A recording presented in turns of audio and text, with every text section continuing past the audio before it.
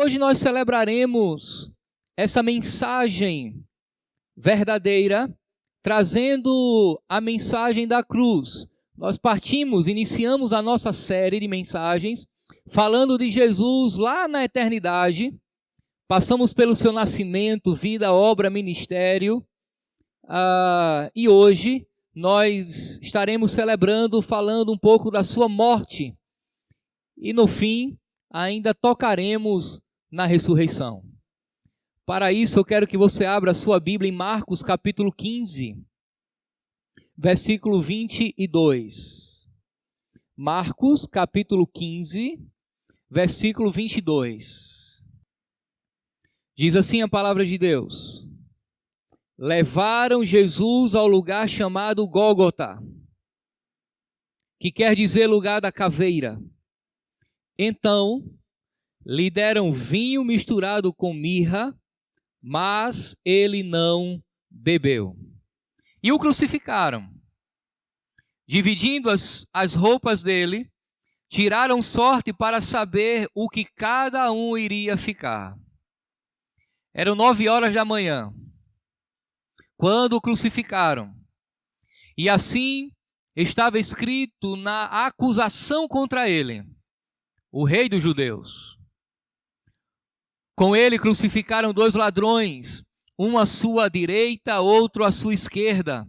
E cumpriu-se a escritura que diz: ele foi contado entre os transgressores.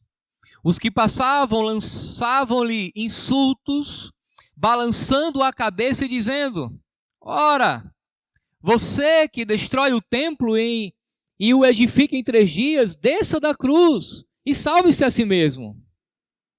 Da mesma forma, os chefes, os sacerdotes e os mestres da lei zombavam dele entre si, dizendo: salvou os outros, mas não é capaz de salvar a si mesmo. O Cristo, Rei de Israel, desça da cruz, para que o vejamos e creiamos. Os que foram crucificados com ele também o insultavam. E houve trevas sobre toda a terra. Do meio-dia às 3 horas da tarde, por volta das 3 horas da tarde, Jesus bradou em alta voz: Eloi, Eloi, lama sabachthani, que significa: meu Deus, por que me abandonastes?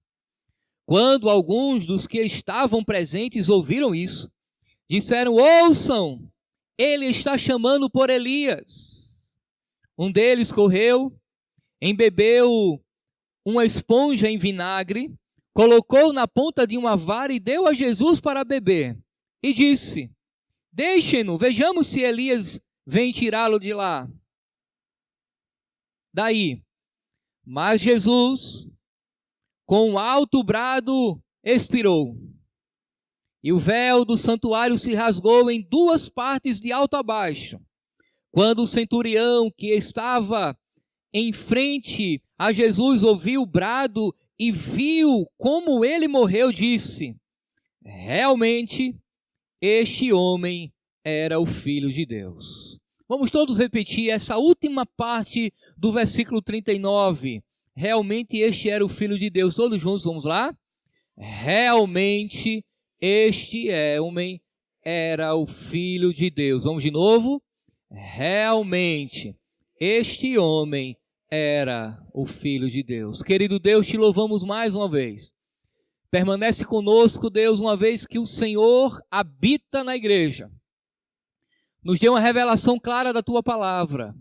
Aplica, ó Deus, por meio da ação do teu Espírito em cada coração, e que neste último domingo do ano venhamos sair daqui com verdades que certamente nos sustentará, ó Deus, por todos os dias até que o Senhor venha buscar a tua igreja. Nós contamos com o Senhor para que haja luz em nossa mente e também fogo em nosso coração. Em nome de Jesus, amém e amém.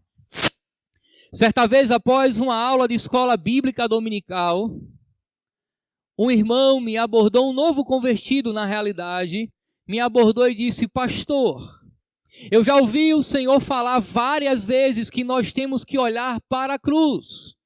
direcionar os nossos olhares para a cruz. Mas todas as vezes eu venho ao culto e olho para um lado e para o outro e eu nunca consigo ver a cruz. E daí você já imagina que ele havia tomado o que eu tinha falado literalmente. Ele aguardava que surgisse uma cruz na frente dele em qualquer momento. E ele visse literalmente uma cruz. Talvez ele tenha pensado isso por conta de sua origem católica romana, em que os símbolos da fé são extremamente visíveis. Mas na realidade o que eu pretendia passar para ele é que olhar para a cruz, na verdade, é olhar para Cristo conforme revelado nas Escrituras Sagradas. Olhar para a cruz era compreender de fato o Evangelho como ele é. Olhar para a cruz era de fato obedecer e compreender o mistério que envolveu a morte de Cristo e aplicar corretamente a sua vida. Talvez tenha faltado naquela ocasião toda essa explicação que serviria de pano de fundo e por causa da ausência de tudo isso, ele tenha procurado literalmente uma cruz. Portanto, nessa noite, nós temos que olhar para a cruz, na perspectiva que eu acabei de lhes falar.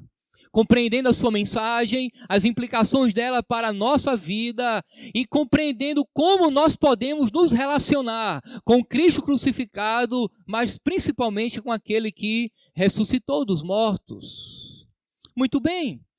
O Evangelho de Marcos, irmãos, é chamado por alguns de o Evangelho da cruz. A cruz de Cristo. O Evangelho que revela que Jesus morreu com um propósito definido por Deus. Houve uma conspiração entre judeus e romanos. Houve traições, houve intrigas, houve blasfêmias, houve tudo aquilo que certamente nenhum de nós poderíamos suportar. E se suportássemos e fôssemos crucificados, certamente não teria nenhum efeito eterno. Você sabe que a cruz de Cristo, ela é real, que a mensagem da cruz surte na vida daqueles que creem efeitos para a vida eterna. Você lembra que o livro de Números relata que os israelitas lá no deserto eram picados por serpentes venenosas, mas olhando para o alto, onde estava hasteada aquela serpente de bronze construída por Moisés, eles tinham a sua vida física recuperada. O apóstolo João, fazendo um paralelo com essa revelação do Antigo Testamento, diz que se nós olharmos para o alto, assim como Moisés levantou a serpente no deserto, importa que o Filho do Homem seja levantado. Aquela serpente no passado apontava para Cristo, que uma vez que olhamos para ele, hasteado na cruz, temos vida, mas agora não uma vida para morrer de novo, uma vida eterna. O evangelista Marcos nos traz, irmãos, pelo menos 8 lições que podemos aprender nessa noite com a cruz de Cristo. A primeira delas é que a cruz revela que a morte de Jesus foi para que se cumprisse a vontade de Deus. Marcos revela todo um plano articulado pelos homens, tanto por romanos quanto por judeus, a fim de tirar a vida de Jesus. Contudo, o texto deixa claro que a morte do Messias era da vontade do próprio Pai. Parece algo incoerente, alguns outros acham que o cristianismo é uma religião cruel. Como que podemos crer que o Pai planejou a vida do próprio Filho? Não seria isso um assassinato do próprio Filho? De maneira nenhuma. A palavra de Deus nos garante que a morte de Jesus, de fato, foi a maior expressão de amor do próprio Deus. Acompanhe comigo Marcos capítulo 14, versículo 36. É o capítulo anterior ao que lemos. No capítulo 14, versículo 36 diz: e dizia, Abba, Pai, tudo te é possível. Afasta de mim este cálice, contudo, não seja o que eu quero, mas sim o que tu queres. Perceba que Jesus está no Getsêmani, momentos antes de ser crucificado, orando pela vontade de Deus. Ele não está orando para fugir da cruz. Ele até pede para não beber do cálice, que é uma referência à ira de Deus, mas ele se submete à vontade do Pai. Ele não está preocupado com a sua própria vontade. Ele está preocupado com a vontade do Pai. Jesus está orando em busca da vontade do Pai. A vontade do Pai era a sua morte. É chocante, concordo com você. Mas é através da morte de Jesus que Deus executa e concretiza o seu plano eterno. Na cruz está acontecendo o que Deus desde a eternidade havia decretado. O profeta Isaías, no capítulo 53, no versículo 10 do seu livro, diz: contudo, foi da vontade do Senhor esmagá-lo e fazê-lo sofrer. Portanto, irmãos, o que estava acontecendo na cruz está dentro da vontade de Deus. Qual a resposta para a pergunta? Quem conduziu Jesus à morte? Resposta: o Pai. Ele foi morto para cumprir a vontade de Deus. Ele foi morto porque se entregou aos seus algozes por obediência e submissão aos planos de Deus. Ainda no livro de Marcos, agora no capítulo 8, versículo 31, observe o que diz. Então, ele começou a ensinar-lhes, a ensinar os seus discípulos, que era necessário que o Filho do Homem sofresse muitas coisas e fosse rejeitado pelos líderes religiosos, pelos chefes dos sacerdotes e pelos mestres da lei, fosse morto e 3 dias depois ressuscitasse. Jesus ensinou que a sua morte era uma realidade, e não apenas isso, ele ensinou que a sua morte era necessária. Porque se não houvesse morte, meus irmãos, não haveria salvação. A morte de Jesus não só foi da vontade de Deus, mas extremamente necessária. Nos planos de Deus, ele envia seu Filho à morte para que tivéssemos a vida eterna. Um tinha que morrer para que muitos recebessem vida. Portanto, a cruz de Cristo não revela o fim, mas o começo de uma nova história de vida para aqueles que hão de herdar a eternidade. A cruz, meus irmãos, não é o fim. A cruz é o começo. Na cruz, Jesus estava selando, na realidade, o nosso passaporte para o céu, que é o nosso destino final e definitivo. Não era o fim, era o começo de uma nova e longa história, mas ele estava ali por obediência à vontade do Pai. 2 perguntas nesse ponto aqui. Você tem o hábito de orar em busca pela vontade de Deus? Quando você ora com o desejo de tomar conhecimento de qual é o desejo de Deus para a sua vida? Ou será que você faz como alguns que têm o mau hábito de se apresentar diante de Deus, dizendo o que Deus tem que fazer, e não submetendo-se à vontade dele? Quando você ora, você está aberto para tudo aquilo que vem de Deus? Perceba que Jesus estava orando em busca da vontade de Deus, ele estava orando para que a vontade de Deus se cumprisse na vida dele, e a vontade de Deus na vida dele era a morte. Você percebe que nem sempre nós oramos e recebemos de Deus aquilo que desejamos, mas sim aquilo que Deus quer dar? Você percebe também que, a princípio, a vontade de Deus, ela não parece ser tão boa, agradável e perfeita, mas em seguida é o próprio Deus que nos convence dessa vontade. Você percebe que quando nós oramos pedindo a Deus alívio de dores, cura para as enfermidades, prosperidade em meio à escassez, e necessariamente não é a vontade de Deus naquele momento para aquela ocasião. Quantas vezes você já orou pedindo alívio e o alívio não veio? Quantas vezes você já orou pedindo a prosperidade e quem bateu a sua porta foi o aviso prévio? Quantas vezes você já pediu a Deus para ser curado e Deus te disse: a minha graça te basta e o meu poder se aperfeiçoa na tua fraqueza? Meus irmãos, orar em busca da vontade de Deus a partir da cruz de Cristo é compreender que Deus é soberano e a vontade dele de fato é perfeita e se cumprirá independente de qualquer coisa. Perceba tudo isso. Perceba que a bênção de Deus sobre Cristo e sobre o seu povo vem pelo viés da renúncia e do sofrimento. Mas há uma segunda lição aqui. A cruz revela que Jesus seguiu para a morte como o ungido de Deus. Marcos, quando registra a passagem da mulher que unge Jesus com aquele perfume caro lá na casa de Simão leproso, revela que Jesus não só foi ungido para a morte, mas era o ungido de Deus para a morte. Ele foi escolhido por Deus. Ele foi separado por Deus. Essa é a ideia do ungido, do Messias.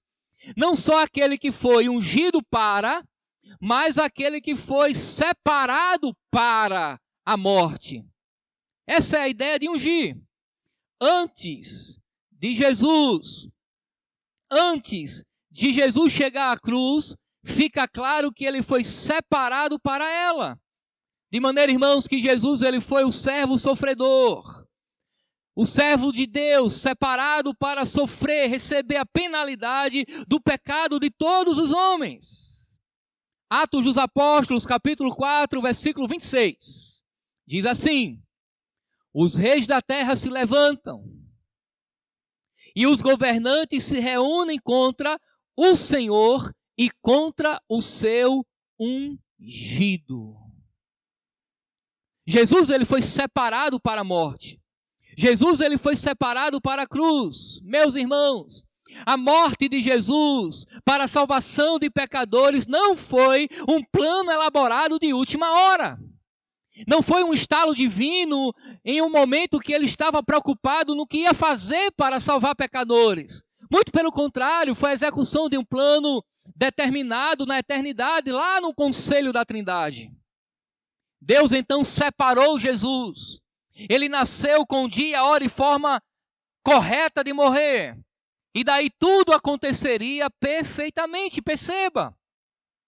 O rei Davi, por exemplo, Davi foi ungido rei para governar Israel. Jesus foi o rei ungido para dar sua vida por amor às suas ovelhas.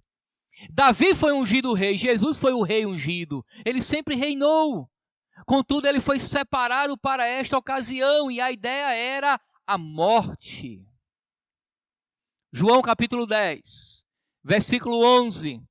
Jesus diz: eu sou o bom pastor, e o bom pastor dá vida pelas suas ovelhas.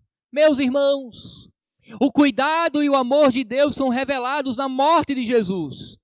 Ele deu a sua vida por suas ovelhas. E a pergunta é: quem teria a capacidade de manifestar-se desta forma? Quem é que teria a capacidade de entregar a sua vida por mim e por você?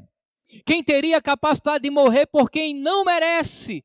Se isso não for amor, meus irmãos, como diz a antiga canção, o céu não é real.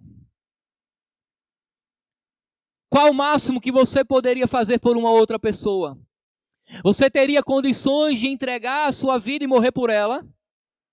Talvez tivéssemos, se essa pessoa fosse um filho, por exemplo. E mesmo assim, nós não temos certeza absoluta que daríamos a nossa vida. Somos pecadores limitados, talvez na hora viesse um profundo sentimento de autoprotecionismo e optássemos por nós e não pelo outro. Mas aí o pai envia o filho para morrer em nosso lugar. Se não tivéssemos, já que não temos ou se não temos condições de entregar-nos por uma outra pessoa, muito provavelmente daríamos o nosso filho por ela. Há uma terceira lição aqui. A cruz revela a infidelidade dos homens e a fidelidade de Cristo. E é interessante observar como que o autor do Evangelho Marcos organiza o seu pensamento. Um fato está depois do outro de maneira proposital, organizada, de maneira que ele pretende deixar clara uma mensagem. Olha só o que ele faz. Marcos coloca a profecia do fracasso dos discípulos imediatamente antes da história do Getsêmani. E daí ele estabelece um contraste entre a fidelidade das pessoas, a infidelidade das pessoas e a fidelidade de Jesus. Fidelidade que lhe custou um preço terrível. Antes dele registrar a fidelidade de Cristo, orando no Getsêmani, dizendo: Pai, cumpra-se a tua vontade, ele registra a infidelidade dos homens. Marcos capítulo 14, versículo 27, diz assim: Disse-lhe Jesus: Vocês todos me abandonarão, pois está escrito: ferirei o pastor e as ovelhas, e as ovelhas serão dispersas. Mas, depois de ressuscitar, irei diante de vocês para a Galiléia. Pedro declarou: ainda que todos te abandonem, eu não te abandonarei. Jesus respondeu: asseguro-te que ainda hoje, nesta noite, antes que 2 vezes cante o galo, 3 vezes você me negará. Mas Pedro insistia ainda mais: mesmo que seja preciso que eu morra contigo, nunca te negarei. E todos os outros disseram o mesmo. Meus irmãos, nós sabemos o desenrolar da história. E sabemos que aconteceu exatamente aquilo que Jesus havia profetizado. Ele está falando da infidelidade dos homens. Ele está falando que ninguém, absolutamente ninguém, é capaz de ser tão fiel como ele aos propósitos de Deus. Logo em seguida, nós temos a narrativa do Getsêmani, em que Jesus está piedosamente orando pela vontade de Deus na sua vida e se submete a ela. Jesus, em seguida, ele diz: Abba, Pai, tudo te é possível, afasta de mim este cálice, contudo não seja o que eu quero, mas sim o que tu queres. Ele era fiel a Deus. O apóstolo Paulo diz que ele foi fiel até a morte e morte de cruz. Você percebe algo aqui? Você percebe que foi a fidelidade de Cristo aos propósitos revelados de Deus em sua vida que nós fomos salvos?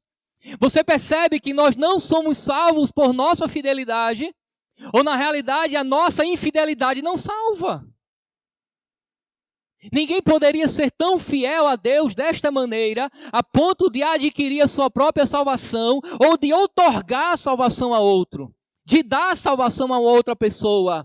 Apenas a fidelidade do Filho poderia cumprir os propósitos eternos do Pai.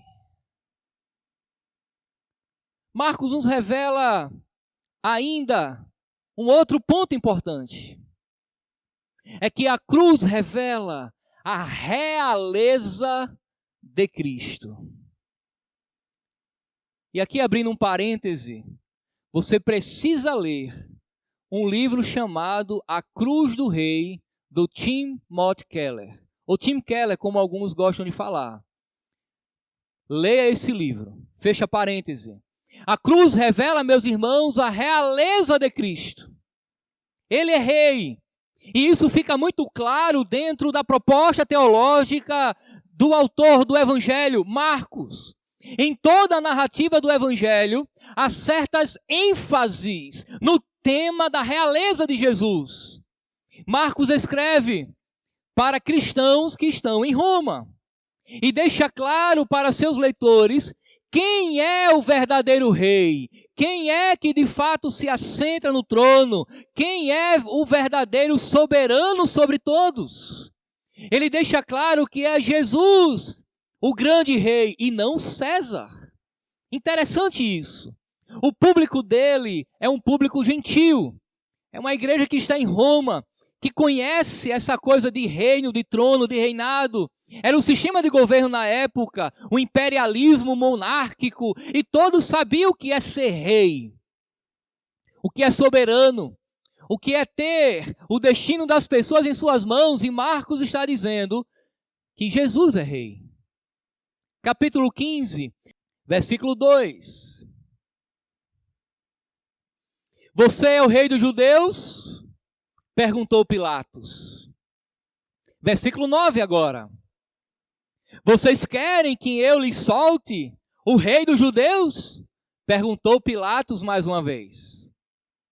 Versículo 12 agora. Então, que farei com aquele a quem vocês chamam rei dos judeus? 17 e 18. Vestiram-no com um manto de púrpura, depois fizeram uma coroa de espinhos e a colocaram nele. E começaram a insultá-lo.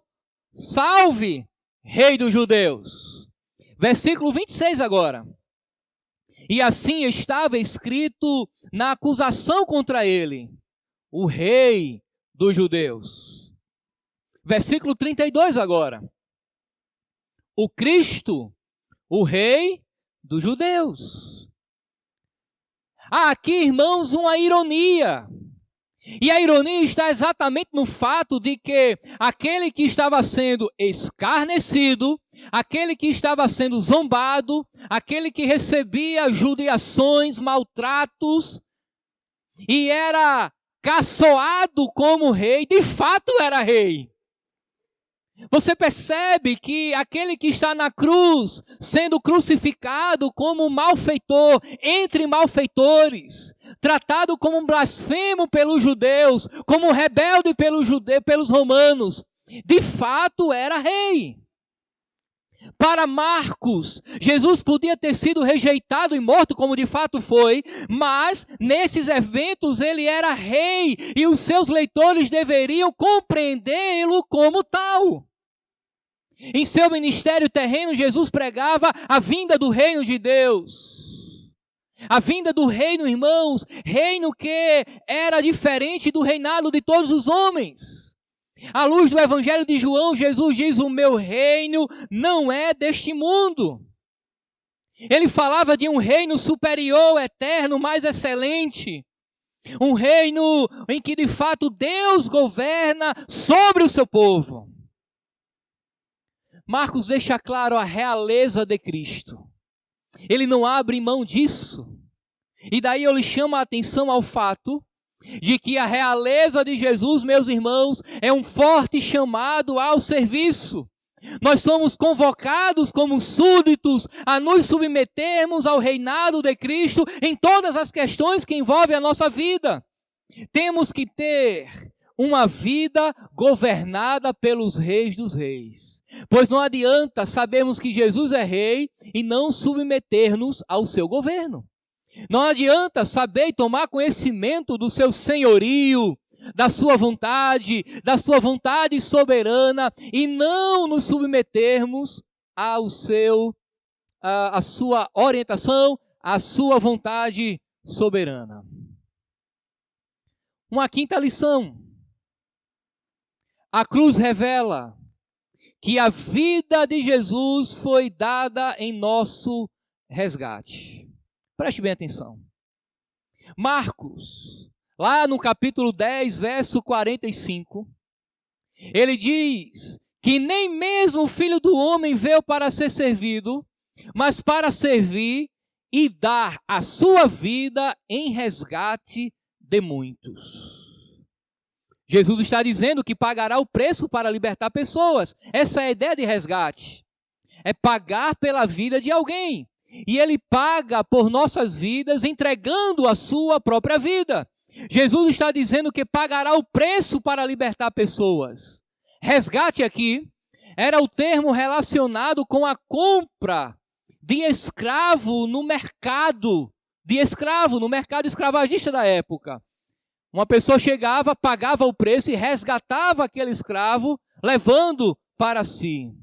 E daí, meus irmãos, foi exatamente aquilo que aconteceu com as nossas vidas. Jesus pagou o preço do nosso resgate.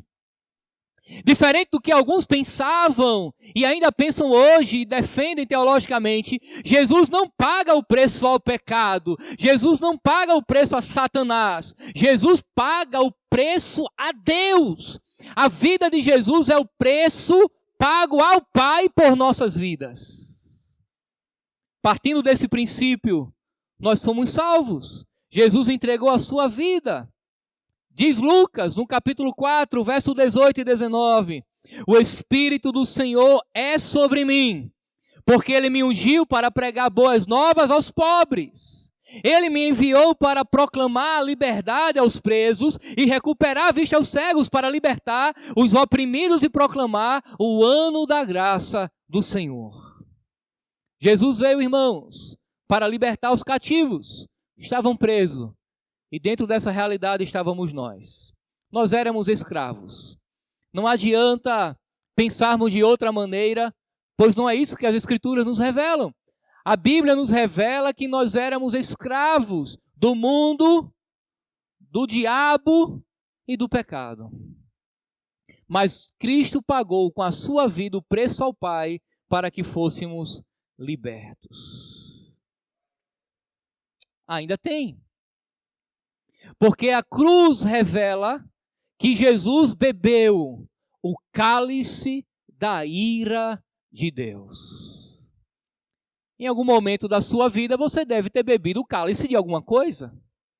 Um cálice de suco, um cálice de vinho, um cálice de champanhe, quem sabe para celebrar a virada de um ano. Mas você não faz ideia do que é beber o cálice da ira de Deus. Você não faz ideia do que é beber dessa bebida amarga. Você não sabe e nem faz ideia do que é beber o cálice da punição retributiva de Deus. E o mais interessante é que aquele que estava sendo punido por Deus era inocente. Seria justificável se tivéssemos lá naquele lugar recebendo toda a ira de Deus, recebendo a devida paga, o pagamento devido pelas nossas transgressões, pelos nossos pecados, mas a vítima era inocente. Mas mesmo assim ele leva e bebe o cálice da ira de Deus. A ira de Deus, meus irmãos, se revela no momento do abandono. Jesus, naquele momento, ele diz: Eloi, Eloi, lama sabachthani.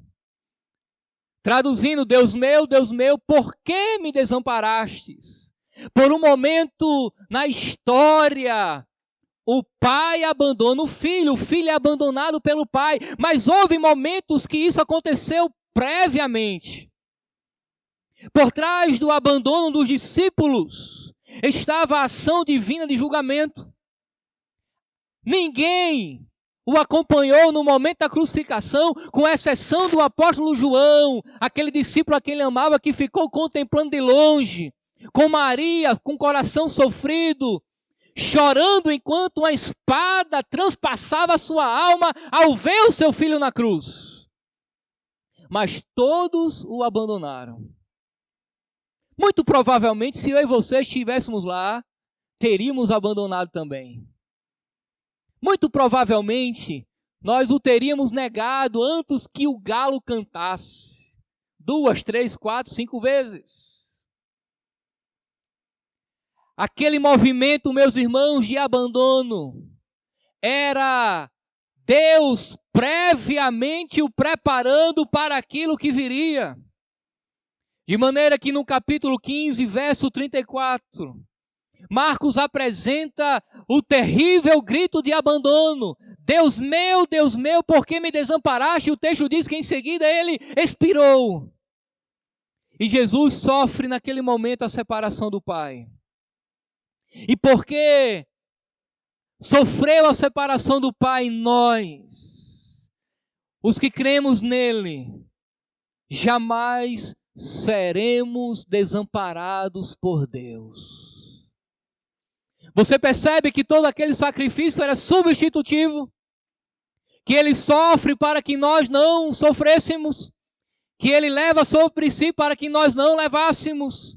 Jesus, meus irmãos, ele sofre o abandono para que nós pudéssemos nos aproximar de Deus. Ele se distancia para que o povo se aproximasse. Ele sai da presença de Deus e Deus se retira dele para que nós pudéssemos entrar no salão real.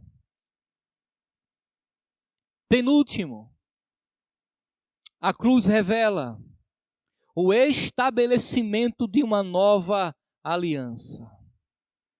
Marcos relata a última refeição que Jesus teve com os seus discípulos. Aquilo que nós vamos lembrar já já e será ministrado pelo pastor Erivaldo. Ele diz que Jesus tomou o pão, partiu e o deu a eles dizendo: enquanto comiam, Jesus tomou o pão, deu graças, partiu e deu aos discípulos. E daí Jesus diz: tomem, isso é o meu corpo. Em seguida, tomou o cálice, deu graças, ofereceu aos discípulos e todos beberam. Eu lhes afirmo que não beberei outra vez o fruto da videira até o dia em que beberei o vinho novo do reino de Deus. Naturalmente, irmãos, todos os cristãos que Marcos conhecia compreendiam aquele momento. Todos os leitores cristãos de Marcos conheciam a ceia.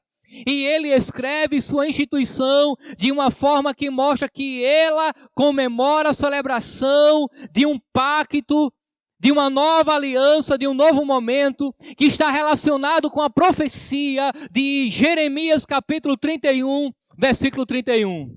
Quando o profeta diz: estão chegando os dias, declara o Senhor, quando farei uma nova aliança. Essa nova aliança diz respeito à manifestação do poder de Deus. Diz respeito ao período da graça, da entrega plena do Espírito Santo, da ação de Deus na vida do seu povo. Portanto, nós desfrutamos, meus irmãos, de um novo relacionamento com Deus. Nós temos uma aliança inquebrável. Essa aliança é bem diferente da que afirmamos com os homens. Elas se quebram, elas são perecíveis, elas são passageiras, efêmeras. Mas essa aliança que temos com Deus nunca será desfeita. Ela foi assinada com sangue, ela foi firmada na cruz do Calvário, foi estabelecida pelo próprio Deus, e Jesus é a garantia disso.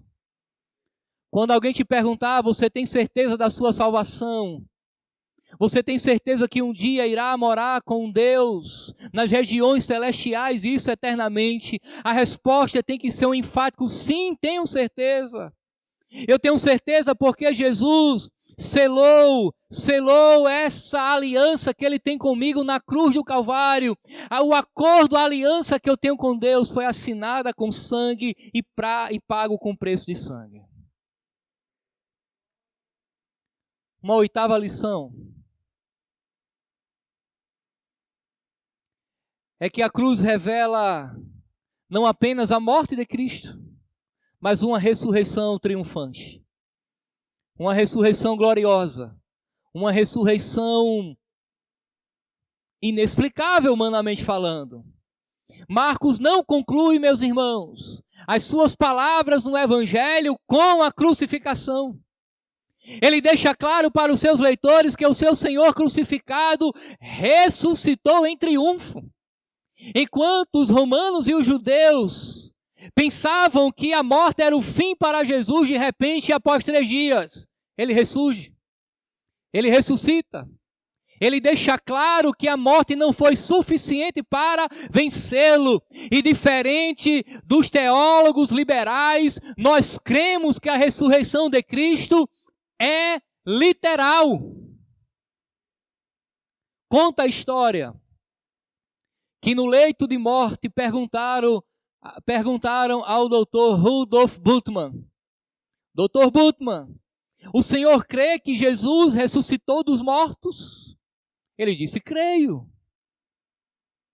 Perguntando mais uma vez ao moribundo: Dr. Bultmann, o senhor crê que Jesus ressuscitou literalmente dos mortos?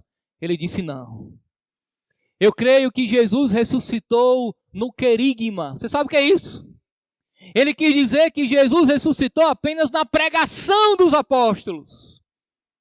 Os apóstolos, para que a fé não morresse, começaram a dizer que Jesus ressuscitou e sustentou a fé viva, mas de fato ele não ressuscitou. Heresia! Nós cremos como os apóstolos criam. Nós cremos como os grandes homens da história da igreja criam, que Jesus ressuscitou literalmente dos mortos, que o túmulo está vazio e que aquele túmulo cheira a vida e não a morte. Aleluia! Meus irmãos, a ressurreição de Cristo possibilitou também a nossa ressurreição. Possibilitou a ressurreição da morte para a vida de todos os homens que creem nele. Se Jesus ressuscitou, entendo eu, há esperança para nós. Se Jesus ressuscitou, meus irmãos, há esperança para aqueles que estão cansados. Esperança de gozo e paz. Esperança de sermos livres do corpo do pecado para sempre. E essa é uma bênção de Deus. Eu quero lhe chamar a atenção para algumas atitudes que você deve tomar no ano de 2019. Primeiro, busque a vontade de Deus para a sua vida. Eu entendo que nem sempre é fácil e simples entender a vontade de Deus. Mas se você se dedicar à oração, se você se dedicar à leitura da Bíblia, se você tiver o hábito de cultuar junto com a congregação, celebrando a Deus, participando das orações congregacionais e da exposição da palavra, certamente você discernirá o que Deus tem para você. Se curve a ela. Mesmo que não seja o que você está esperando. Talvez você aguarde de Deus o ano que vem um sim, Deus tenha um não. Talvez você aguarde um não e Deus tenha um sim. Mas seja um sim ou um não de Deus, é uma manifestação da sua graça. Busque a vontade de Deus. Uma segunda atitude. Não espere Deus te dar riquezas para se sentir amado por Ele. Ele já te ama e demonstrou isso na morte do seu filho. Nós temos que quebrar isso da nossa vida cristã. Quebrar aquela ideia de achar que a única prova do amor de Deus para com a minha vida é a prosperidade financeira. Se isso fosse verdade, o pai não amaria o filho porque Jesus foi pobre. Você lembra disso? No dia em que ele foi consagrado a Deus no templo, apresentado, os seus pais levaram 2 pombinhos, 2 pássaros, que era a oferta dos mais pobres. Ele entrou em Jerusalém não em um manga larga machador, não em um cavalo árabe. Ele entrou num jumentinho que você compra no sertão a R$10. Não era um animal nobre. Mas ele era pleno do amor de Deus. Cristo é o amor de Deus sobre a sua vida. Se faltar mantimento na sua casa, se por algum momento a saúde se ausentar, a alegria, os problemas derem lugar às dificuldades, não pense que Deus abandonou você. Ele continua amando você.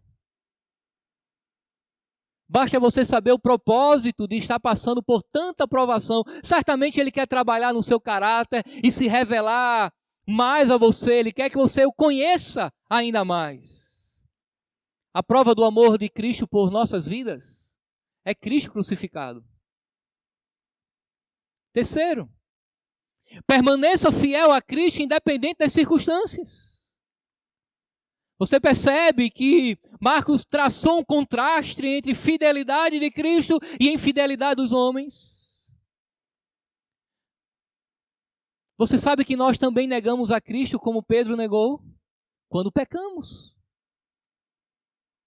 Quando perdemos a coragem de testemunhar de Cristo, quando temos a oportunidade e não o fazemos, nós estamos negando a Cristo. Quando alguém pergunta, você é cristão? E a pergunta vem recheada de críticas, de um peso acusador, reprovador, e timidamente nós falamos,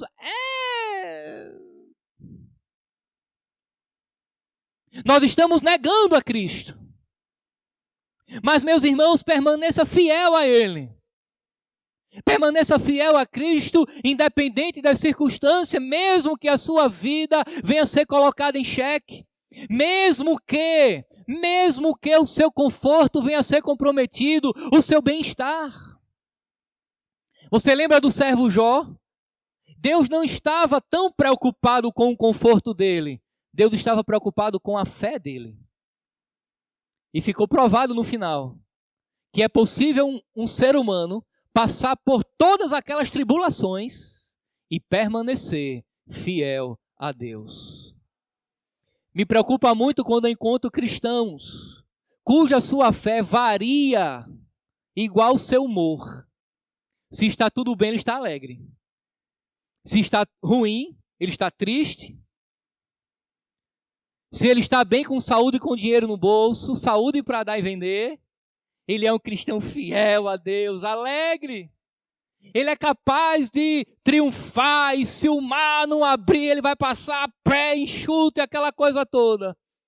Mas quando ele cruza e percebe que a vida não é fácil, é dura, é uma luta, aí ele se abate, já não crê tanto assim em Deus. Você não é um privilegiado apenas, já se isso acontece com você. Isso aconteceu com Abraão. Leia a história de Abraão. Ora Abraão crê na promessa, ora Abraão não crê na promessa. Ora Abraão crê, ora Abraão não crê. Há um lapso na fé de Abraão. E nós não podemos sermos contaminados com a síndrome do lapso da fé de Abraão. Permaneça fiel, independente das circunstâncias. Quer uma outra atitude que você deve tomar? Sirva ao rei e proclame a mensagem do reino. Se Jesus é rei, como Marcos nos mostrou, nós temos que servi-lo verdadeiramente, conforme ele nos orienta, e temos que proclamar, anunciar a mensagem do rei, a mensagem do reino, pregar o evangelho, atrair pessoas através do testemunho do evangelho. Sirva!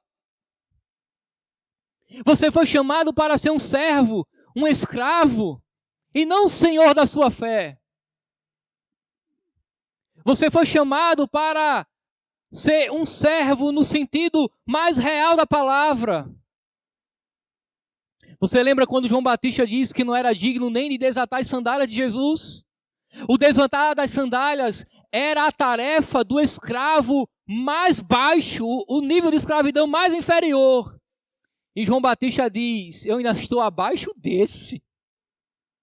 Portanto, importa que ele cresça e eu diminua. Sirva a Deus, proclame a mensagem do reino, chame o mundo para perceber a glória de Deus que se revela. Uma quinta atitude: use a liberdade dada por Cristo para fazer coisas que glorifiquem ao Deus que te libertou das trevas. A Bíblia diz que nós somos resgatados das trevas para a luz. Use essa liberdade para glorificar a Deus no ano que vem. Faça aquilo que glorifica a Ele. Execute aquilo que enaltece a glória de Deus. Fuja do pecado. Se aproxime da verdade. Evite a mentira. Busque uma vida de santidade e glorifique a Deus, o Deus que te salvou. Uma sexta atitude: sinta-se à vontade para entrar na presença do Pai.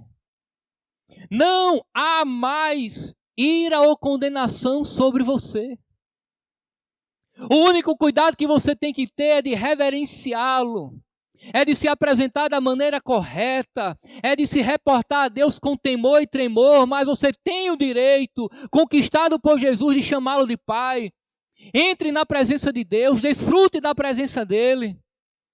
Jesus sofreu para que nós tivéssemos o privilégio de entrarmos no salão real e estarmos diante do Pai. O ano que vem, quando você quiser se esconder, se esconda em Deus. Quando você quiser fugir, fuja para Deus. Quando você quiser chorar, chore na presença de Deus. Quando você quiser alguém que vai te ouvir guardar segredo, fale aos ouvidos de Deus.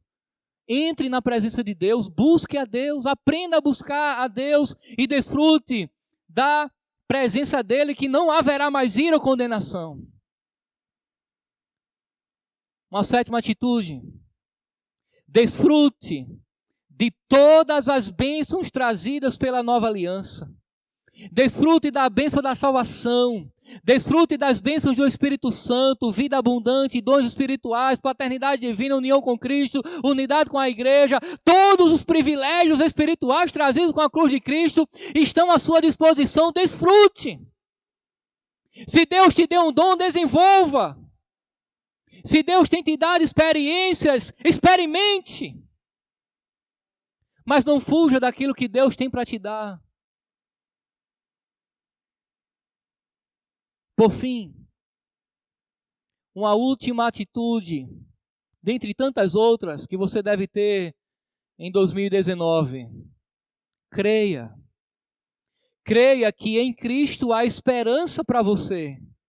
Viva na perspectiva da ressurreição eterna.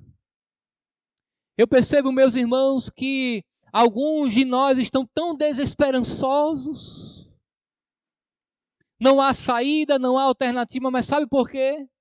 Porque alguns depositaram sua esperança nesta terra, nesta vida, em questões efêmeras, passageiras, não estão olhando para a eternidade, não estão crendo e nem não estão vivendo na perspectiva da ressurreição.